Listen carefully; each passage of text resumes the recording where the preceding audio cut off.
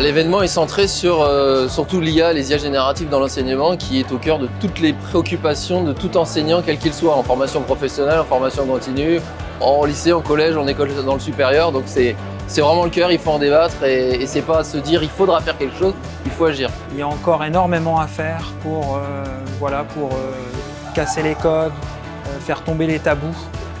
Et dans le contexte actuel, je pense que c'est un chantier qui mériterait d'être remis sur le devant de la scène. Et plus généralement, c'est un moyen et un moment privilégié pour nous de nous permettre de faire un petit pas de côté et de nous réinterroger sur nos pratiques, sur notre mode de fonctionnement et de le confronter aussi à travers ces échanges avec ce que peuvent être les pratiques et les modes de fonctionnement d'autres organismes de formation. On ne pourra pas tout faire, tout savoir, mais plutôt que de chacun expérimenter de façon individuelle, c'est faire dans le collectif pour avoir des bonnes approches de comment amener cet outil pour l'apprenant, pour l'enseignant, pour l'apprentissage en général. J'ai participé cette année en arrivant un peu en retard par rapport à tout le monde, mais à la réflexion à l'atelier sur l'intelligence artificielle. Et j'ai trouvé ça très très intéressant comme démarche. Donc j'espère pouvoir contribuer sur d'autres sujets qui me tiennent à cœur.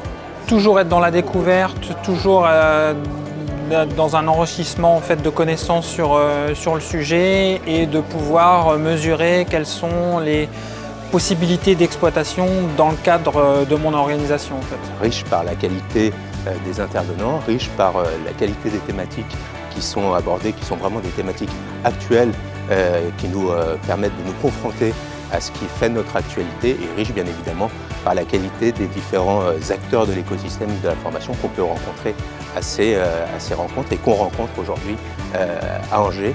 Et c'est toujours un plaisir pour nous d'être présents. Ne pas continuer à creuser les écarts. C'est-à-dire les apprenants, les plus jeunes qui sont à fond, très sensibles à la tech, qui l'apprivoisent tout de suite.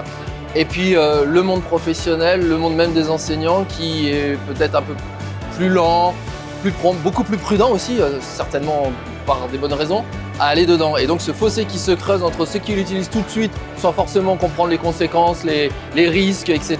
Et puis ceux qui sont un peu trop prudents, et le fossé se creuse et il faut vraiment arrêter de creuser ce fossé au plus vite, quoi.